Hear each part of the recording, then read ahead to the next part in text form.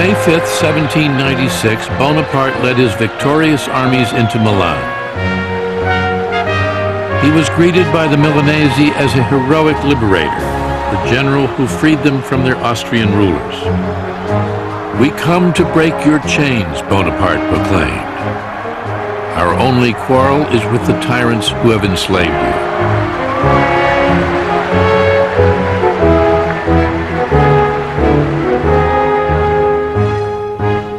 He was more than a general now. He had made himself the head of a provisional Italian government. With an exalted sense of his own destiny, he was determined to follow his star to the heights of power. Great men become great because they have been able to master luck, Bonaparte said. What the vulgar call luck is a characteristic of genius.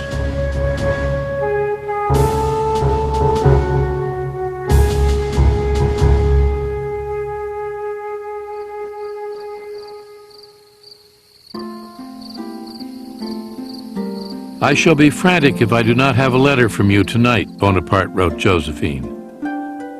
Bonaparte desperately wanted his wife to join him in Italy, but Josephine refused to leave Paris. She was spending her time with a dapper young army lieutenant. Elle trompe Napoleon. She's cheating on Napoleon with a young officer, infinitely more seductive than Napoleon. Elle n'est pas, à l'époque, She's not in love with Napoleon. de Napoléon. Elle a peur de s'ennuyer en Italie. She's afraid she'll be bored in Italy, because in Paris it's a life of parties, a life of luxury. Finally, after weeks of Bonaparte's pleading letters, Josephine left Paris for Italy. She wept, wrote one witness, as though she were going to a torture chamber.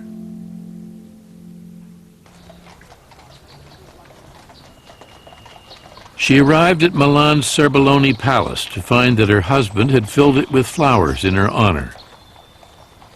There they spent the third night of their married life together. After 48 hours, Bonaparte went back to doing what he did best, making war. The Austrian army with fresh reinforcements was still a threat. Now, Bonaparte dealt them a series of crushing blows.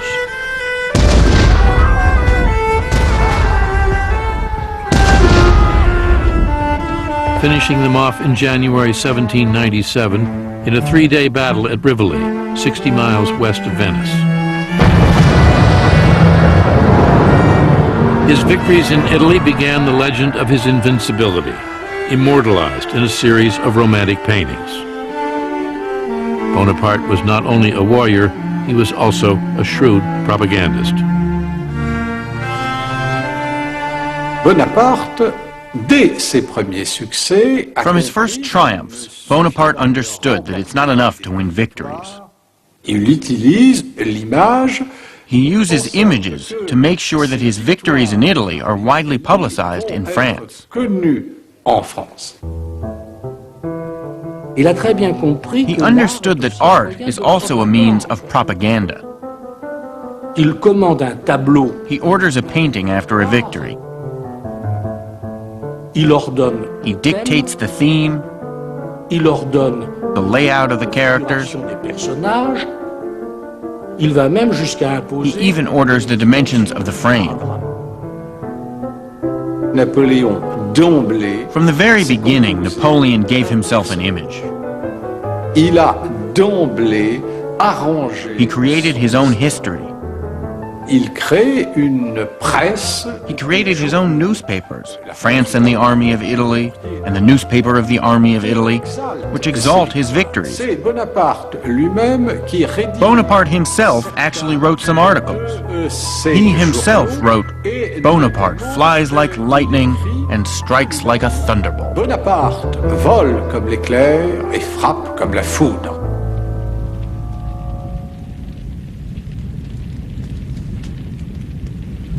While Bonaparte's fame grew in France, he was wearing out his welcome in Italy. When he met armed resistance, he ordered towns sacked, villages burned, rebels shot. Many Italians now began doubting the general, who said he fought in the name of liberty, but was sending convoys of gold and silver back to his government in France, along with some of the great treasures of Italian art. Works by Michelangelo, Titian, Raphael, the 4 ancient bronze horses from St. Mark's Basilica in Venice, all would soon find a home in a new museum in Paris that would one day be called the Louvre. While he ruled in Italy, Bonaparte never stopped chasing Austrians. Just 2 months after his victory at Rivoli, he had driven them from northern Italy, crossed the Alps into Austria itself, and by April 7th, 1797, was within 75 miles of Vienna. Stunned by the advancing French armies, the Austrian emperor sued for peace.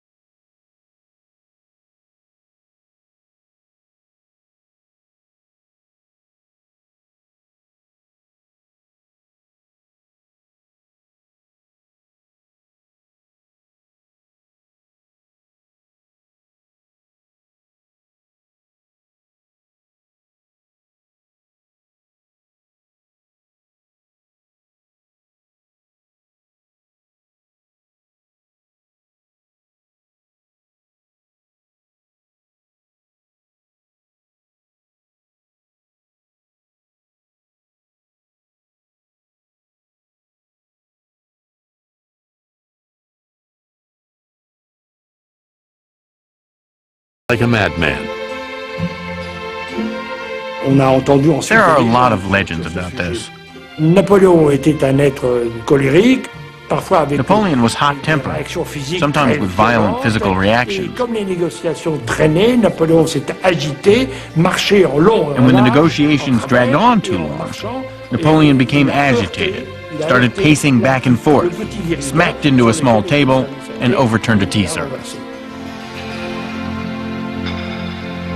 Whether by rage, insult, or shrewd diplomacy, Bonaparte got what he wanted, and he had dictated the terms of the treaty himself, without instructions from the government in Paris. Il a vu que son He intelligence, saw that his intelligence, his abilities, were more than just military. non seulement il est He had devenu become not only a great general, but also possibly a future statesman, and everybody realizes it, not only in Italy, but in France.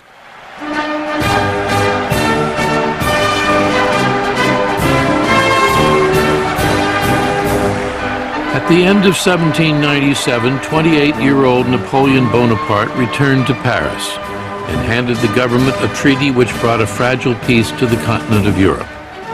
Now only Great Britain remained at war with France. In just 1.5 years, he had taken his dispirited, tattered soldiers, marched them hundreds of miles, and defeated the army of the Empire of Austria without ever losing a battle.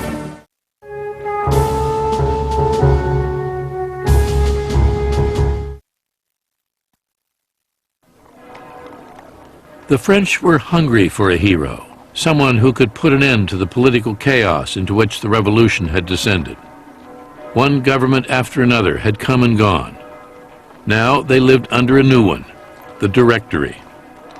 The Directory was an unstable, fragile parliamentary government that commanded no confidence. All of France turned toward Bonaparte. "What I have done up to now is nothing," he said privately. "I am only at the beginning of the course I must run. I can no longer obey. I have tasted command, and I cannot give it up." While Bonaparte waited for the right moment to seize power, he set his sights on new glories in the exotic East. He eluded a British fleet, and on July 1st, 1798, landed with 35,000 soldiers in Egypt. France was still at war with Great Britain, and Bonaparte hoped to disrupt British trade routes to India.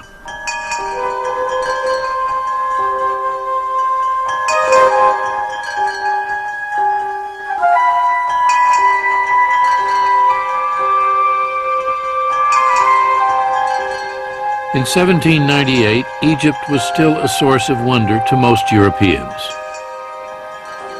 The souks crowded with Turks and Jews, Syrians and Greeks. The minarets sounding the call of an alien religion. The Sphinx with its broken nose buried in the sand up to its neck. Bonaparte finds himself in a country of legends, myths, and a great history. But it was really madness on his part, because all of the military calculations at the time held that it was impossible for a European army to conquer the East. Bonaparte quickly captured Alexandria, and then on July 3rd led his soldiers across the desert toward Cairo, and a looming battle. For centuries, the Egyptians had been part of the Turkish Empire, ruled by the fiercest warriors in the Middle East, the Mamelukes.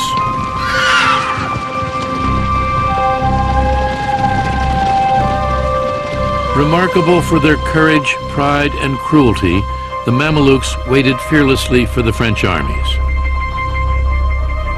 One Mameluke prince called them donkey boys. The Mamelukes charged a cannon with their sabers and their horses, with arms from the Middle Ages. It was a meeting between the Europe of the future and the Egypt of the past. Napoleon just organized his army into 5 gigantic squares. These are men kneeling and standing and firing, so you've got a continual rolling fire. The Mamelukes rode around the squares and were shot at by that square and by this square.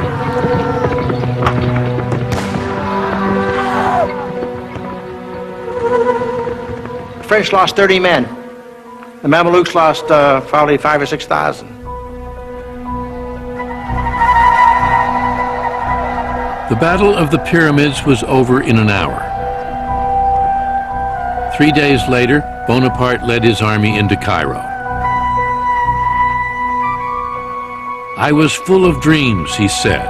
I saw myself founding a new religion, marching into Asia riding an elephant, a turban on my head, and in my hand the new Quran.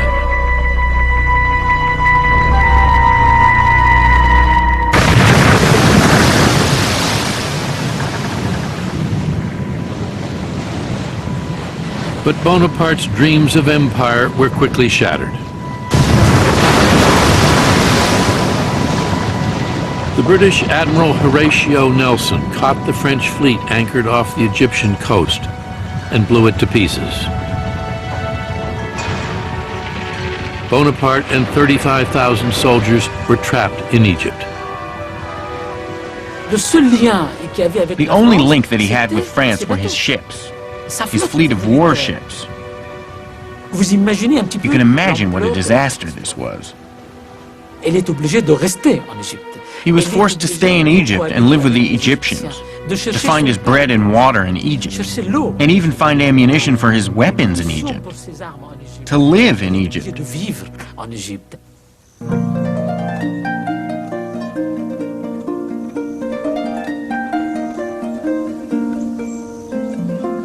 While Bonaparte was marooned in Egypt, his wife was buying a new home.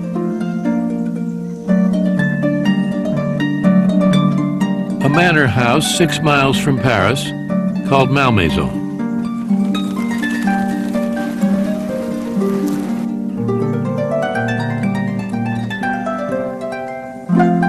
There, Josephine enjoyed over 300 acres of gardens, woods, and fields, and the companionship of her lover. When an aide dared to tell Bonaparte the truth, the general was crushed. "The veil is torn," he wrote his brother. "I am tired of grandeur. All my feelings have dried up. I no longer care about my glory.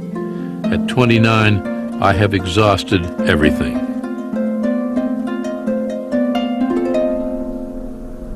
Furious, he took the wife of one of his officers for a mistress. His friends called her the general's Cleopatra. Cut off from France, Bonaparte remained undaunted.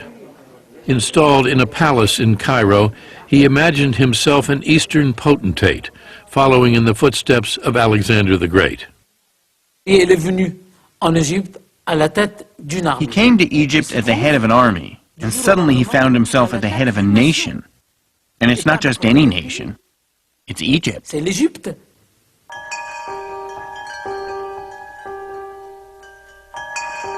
Egypt was an enigma to Europeans.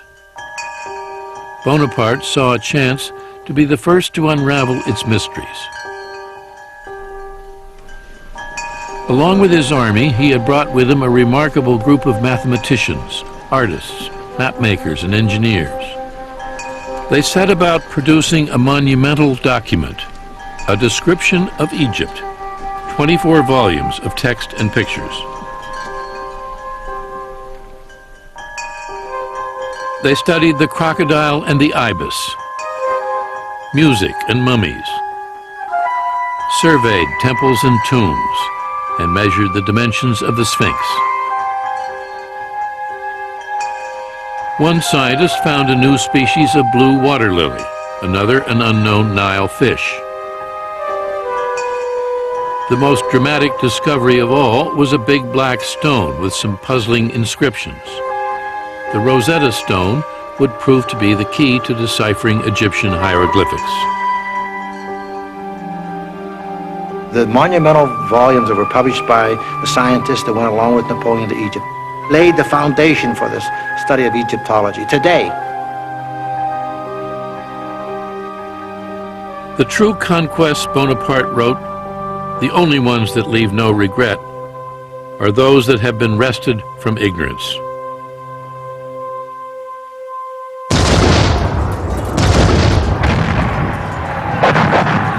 In February 1799, Bonaparte took 13,000 soldiers into Syria.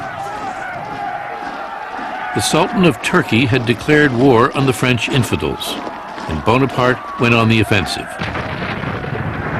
After a quick victory at Jaffa, he assaulted Accra, where he was forced to lay siege to the well-fortified city. Attack after attack failed, claiming the lives of hundreds of French soldiers. Hundreds more were struck down by the bubonic plague.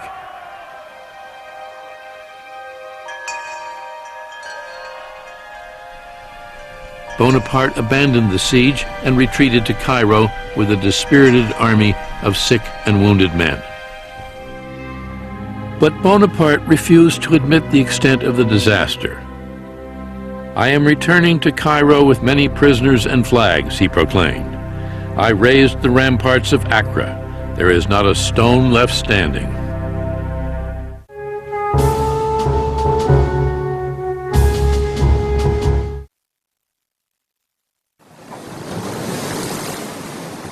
On August 23, 1799, Bonaparte secretly set sail for home, abandoning more than 30,000 soldiers with little more than an apologetic message. Extraordinary circumstances alone have persuaded me to pass through enemy lines and return to Europe.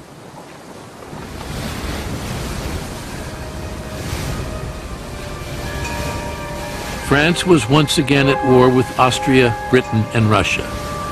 Civil war continued to tear the country apart. The government in Paris was in disarray. Already there were rumors of an impending coup.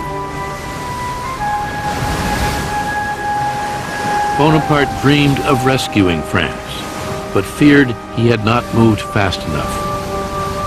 "All great events hang by a hair," he told an aide. "I believe in luck, but the wise man neglects nothing which helps his destiny."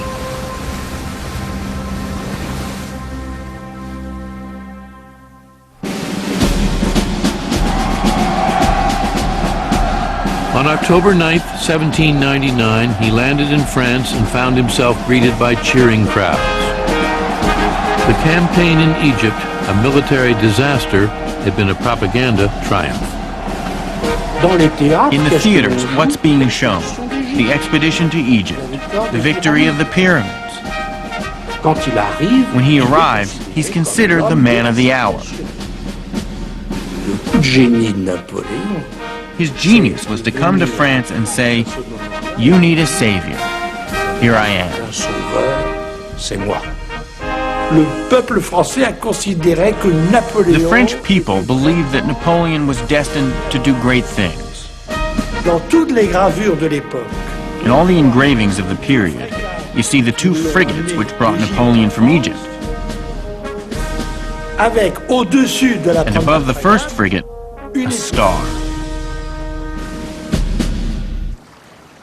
By October 16th, Bonaparte was in Paris. First, he would settle with Josephine. With his steady rise to fame and power, the dynamic between the inexperienced soldier and the sophisticated society woman had shifted. Bonaparte was determined to divorce his wife. He returned home, locked himself in his room, and refused even to see her. "I will never forgive her," he said. Never.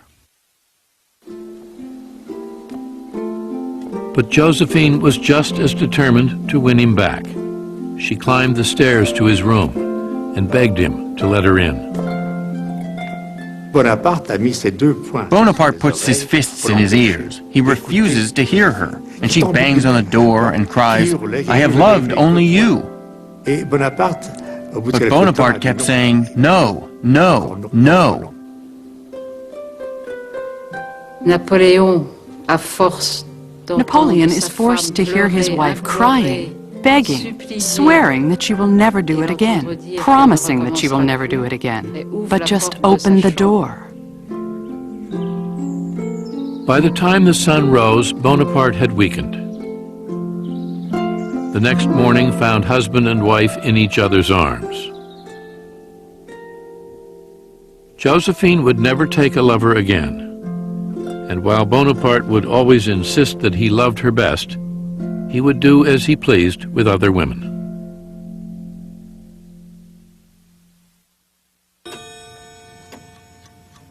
Back in France, less than a week, Bonaparte saw that the time had come to act.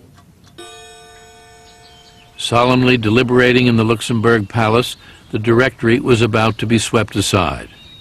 The debt from 8 long years of war was mounting. Draft evasion rampant. Bandits roamed the highways in the countryside. The government seemed powerless. Already there were schemes to overthrow it. As the crisis ripened, Bonaparte determined to find a way to seize power for himself. His moment, he knew, had arrived. He allied himself with one of the plotters, a member of the Directory, Emmanuel Sieyès, who needed the support of the popular young general. ce coup d'État tel que le This coup that Sieyès plans is a parliamentary coup, a political coup. dont Sieyès est le maître d'œuvre et où le sabre n'est en fait qu'un Sieyès is in charge, and force will only be used if something goes wrong. Le général Bonaparte General Bonaparte is only supposed to have a supporting role in this coup. On November 9th, 1799, Bonaparte and Sieyès set their plot in motion. It's really a very simple premise, that the Parliament will put itself out of business. They will vote in a provisional government that will, in effect, start over again, draft a new constitution. They expect that the bayonets will never be unsheathed and a shot will never be fired.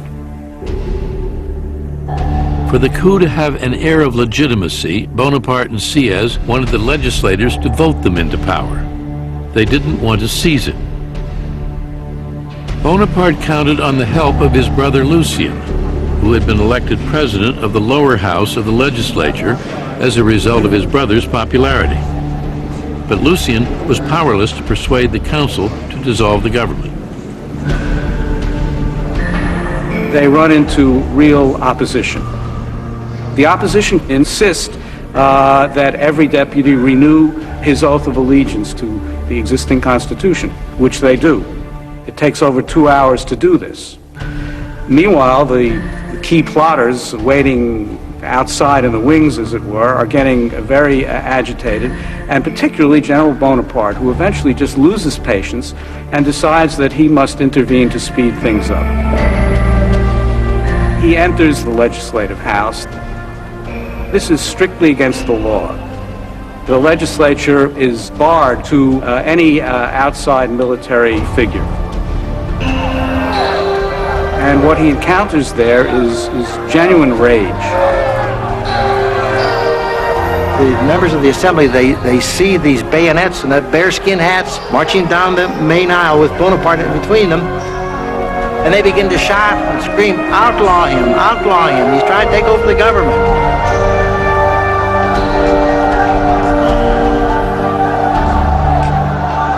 And his brother, Lucien, said, wait a minute, my brother's not trying to take over the government, calm down.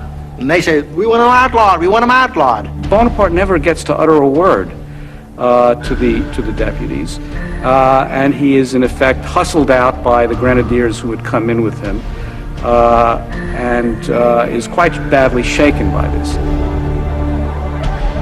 Bonaparte had bungled. The coup seemed lost. His chance for power finished. When some of his own soldiers began to doubt their general's intentions, his brother Lucien took control of the chaotic situation. Lucien sees that Napoleon is going to miss the moment. He has the drums beat. He draws his sword. He walks over to Napoleon. He presses the point of the sword, Napoleon's chest, and he said, believe me, soldiers of France, if Napoleon aspired to take over the government, to be dictator, I'd run him through.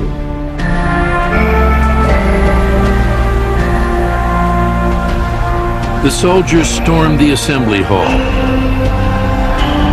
The cowed legislators fled, some jumping unceremoniously out the windows.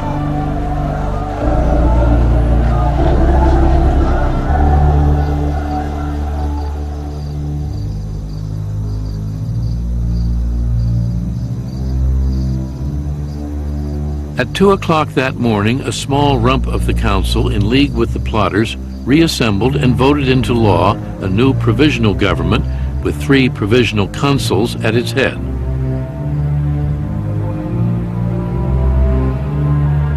Bonaparte was one of them. Ce triumvirat n'est en réalité This triumvirate is only a facade. le coup d'État de parlementaire. The parliamentary coup had become a military coup. Et l'homme fort qui était And the strongman is no longer Sieyès, now it is Bonaparte. Within weeks, Bonaparte outmaneuvered the other consuls, rewrote the Constitution, and made himself head of state under the title First Consul. As the year 1800 began, Napoleon Bonaparte, 30 years old, was the most powerful man in France. The revolution, Bonaparte said, is over. And then he added, I am the revolution.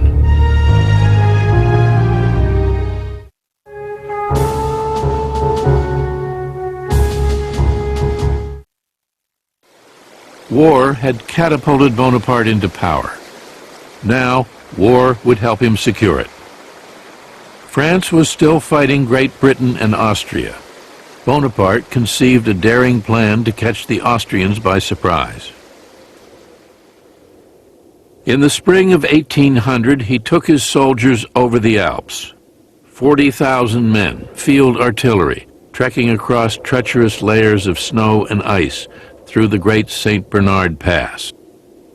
Not since the Carthaginian general Hannibal had an army attempted such an outlandish offensive. It's 10,500 feet high. They dragged their guns in pine trees, they hauled it out like canoes, and they took off across the mountains.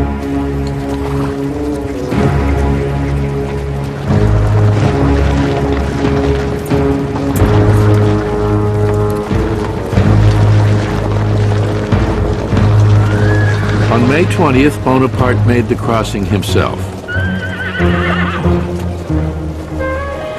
Jacques-Louis David memorialized the adventure in his heroic portrait of Napoleon mounted on a gleaming stallion. In fact, Bonaparte crossed the Alps riding a sure-footed mule.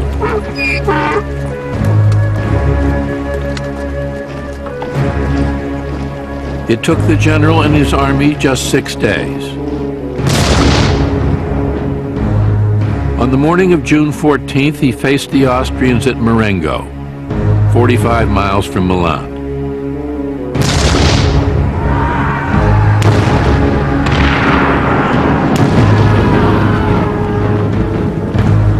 By the end of the day, there were 6,000 French casualties, but nearly twice as many Austrians had been killed or wounded.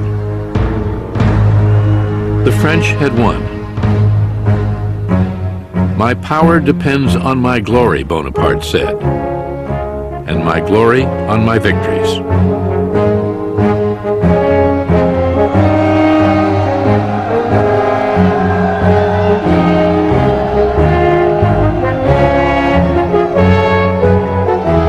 Early the next year, the Emperor of Austria ordered a halt to the fighting and signed a treaty with France. Great Britain followed the year after. For the first time in 10 years, all of Europe was at peace. Bonaparte had been in power just 6 months, and the people of France had seen other political regimes which had lasted only a year. They said, well, Bonaparte might not last either. After Marengo, things changed. Ordinary people, as well as people in the ruling class, now thought Bonaparte would last. Now Bonaparte moved to consolidate his rule. At his urging, the French Constitution was again amended, and at 33, Bonaparte became first consul for life, with near dictatorial powers. A king in all but name. The more power that Bonaparte gets, the more he wants. And it escalates step by step. Never too much at once, always step by step, gradually, and always with Napoleon looking back and saying, remember, I am going to protect the gains of the revolution. They're safe with me. As the 19th century began, Bonaparte set out to prove that he could govern as well as he could fight. A newborn government, he told his secretary, must dazzle and astonish.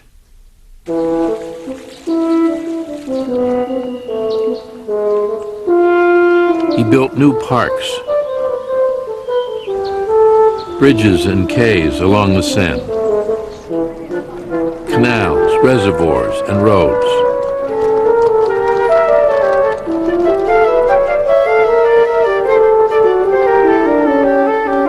He would make Paris, he said, the loveliest city that ever was or ever could be, and France the greatest country on earth. Launching a series of sweeping political, economic, and legal reforms, he laid the foundation for a new France.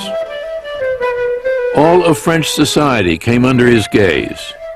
He set in place a strong, centralized government with a tightly structured, far-reaching bureaucracy, organized a new system of state secondary schools, the lycée, established a central bank, the Bank of France. Slowly, the economy revived, and with it, prosperity. All of Europe was in awe. The great artists and thinkers of the day, Goethe, Hegel, Byron, Beethoven, saw in Bonaparte the embodiment of the ideals and hopes of the revolution. He oversaw the codification of a new system of laws, which abolished feudal privileges and established the equality of every man before the law. Bonaparte's civil code remains the basis of French law to this day. In 1801, Bonaparte signed an agreement with the Pope, the Concordat, making Catholicism the dominant but not exclusive religion of France. He had no personal use for religion, but he understood its political value. If I governed a nation of Jews, he said, I should restore the Temple of Solomon. Religion is excellent stuff for keeping common people quiet.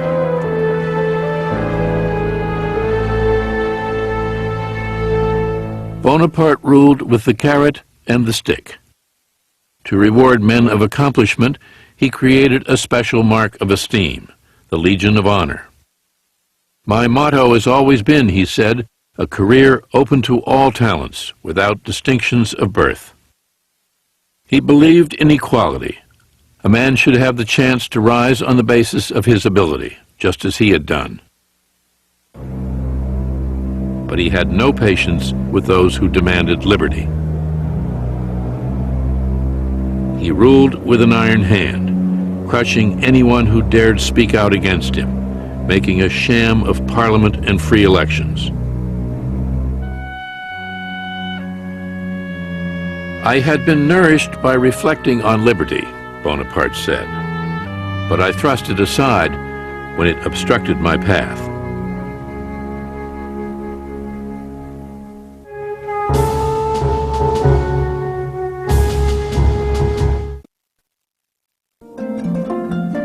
While Bonaparte ruled France, Josephine gracefully assumed the role of First Lady.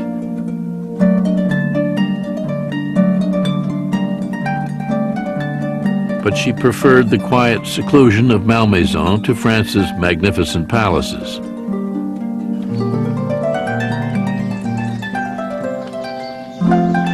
In deference to his wife, Bonaparte made Malmaison his countryside seat of government. He worked 7 days a week, often 18 hours a day, month after month. But if it could be said that he ever relaxed, it was at Malmaison with Josephine. In 1803, France was still at peace, and Bonaparte was her absolute master. When he looked across his borders, the only country he had to fear was Great Britain. Britain, with the greatest navy in the world. Britain, immensely rich.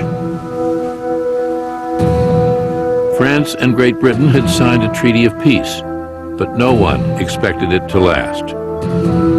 Even before the treaty was signed, one observer said, "Peace in a week, war in a month." L'Angleterre. England, England, always England.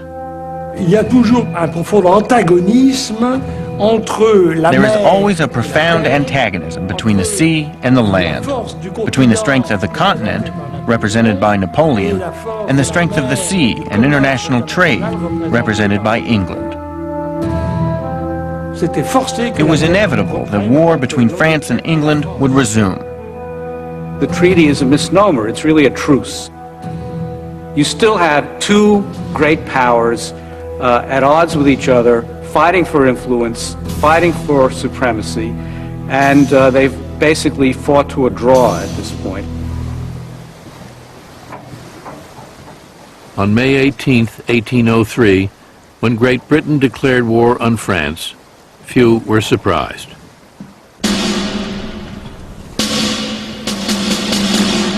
The two armies peered at each other across the English Channel, neither willing to risk battle.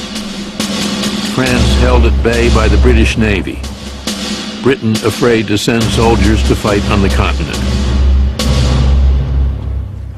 But as Bonaparte waited and readied his troops, his confidence in himself and his star remained unshaken. His victories had already made France larger than it had ever been. He was the most feared man in Europe, and his authority at home remained unchallenged. 34 years old, he was as powerful as any of the Bourbon kings who had come before him. All he lacked was a crown. Now, he decided he wanted one. He wished to be a king. His idea is that given what France has achieved in the world, it ought to be considered as a kind of empire, with Napoleon Bonaparte as the emperor. This would put him on an equal footing with the monarchs of Europe. He would no longer be an upstart, he would be one of the club. On December 2nd, 1804, the imperial procession made its way through Paris. A Senate proclamation and a vote of the people both carefully arranged by Bonaparte himself, had given him what he wanted. He was about to become an emperor. As soon as a man becomes a king, he is set apart from all other men, Bonaparte said. I always felt that Alexander the Great's idea of pretending to be descended from a god was inspired by a sure instinct for real politics. In spite of the cold, 500,000 cheering spectators lined the streets.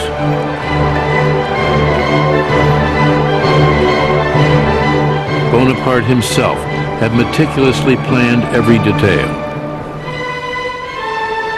The great cathedral, hung with pennants and tapestries and decorated like a Roman temple, seemed more like a theater than a church.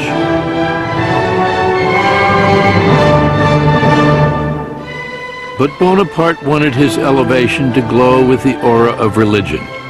The Pope had been brought from Italy to sanctify the occasion.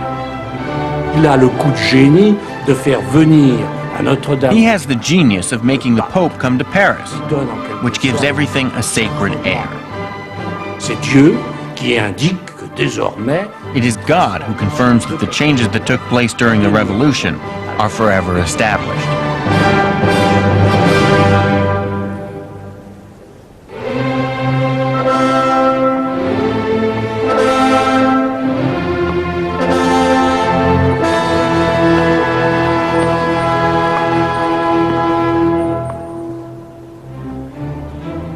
Slowly, Bonaparte and Josephine walked toward the two thrones that awaited them. His mantle, adorned with gold and precious jewels and weighing 80 pounds, was supported by his brothers. He looked, one spectator said, like a Caesar on a Roman coin. A little more than 10 years before, the French had beheaded a king. Now, they were crowning an emperor. Born upon the great tide of the French Revolution and the wars that followed in its wake, Bonaparte had turned his genius as a general and a statesman to the domination of France. Soon, he would turn toward the conquest of Europe. Already, he was planning an invasion of Great Britain to make him master of the island nation that dared defy him.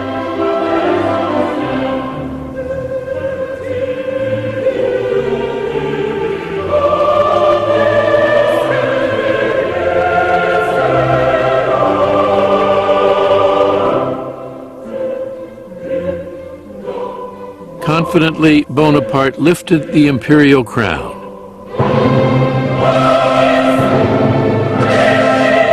And brought it to rest on his own head. Then he moved toward Josephine and crowned her his empress.